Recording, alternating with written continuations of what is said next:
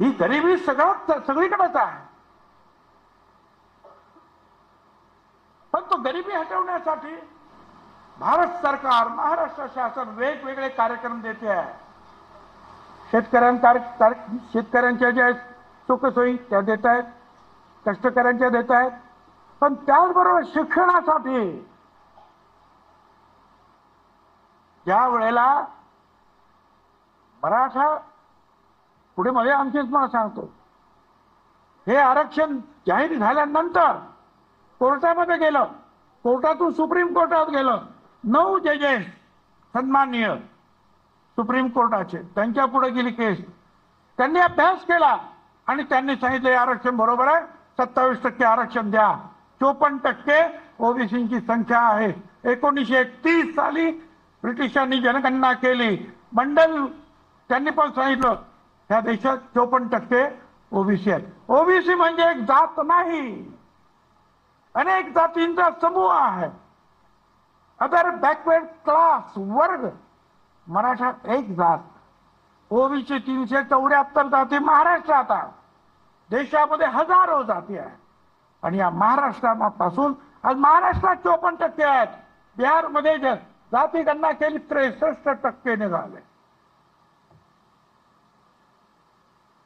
म्हणून आम्ही म्हणतो करा जात गणना करा. 2010 ला आम्ही सुप्रीम कोर्टात गेलो, समता परिषद. सुप्रीम कोर्टाने त्यावेळेला सरकारला सांगितलं काय म्हणणार. समीर भाऊ भुजबळ त्यावेळेला खासदार होते. त्यांना सांगितलं तू पार्लमेंटमध्ये उभे राहा आणि बोल. ते उभे राहिले. गोपीनाथराव मुंडे त्यांच्या जोडीला आले. मग दोघांनी मिळून सगळे जे आहेत यादव वगैरे अमुक तमुक सगळे जे आहेत, शरद यादव पासून लालू प्रसाद यादव, सिंग मायावती जे कोण होते, मुलायम सिंग वगैरे सगळे एकत्र झाले.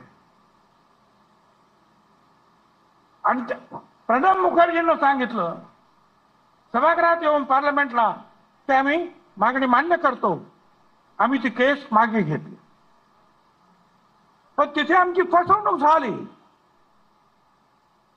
कारण दशवार्षिक जी जनगणना आहे ती सेन्सस कमिशनर असतो, आयुक्त आहे, त्यांचा एक कायदा ते करतात. तुम्ही त्यांना काही खोटं सांगितलं, चुकीचं सांगितलं तर तुरुंगवासाची सजा. तिथे नाही केलं ते. त्यांनी काय केलं, प्रत्येक राज्यांनी आपापलं करावं.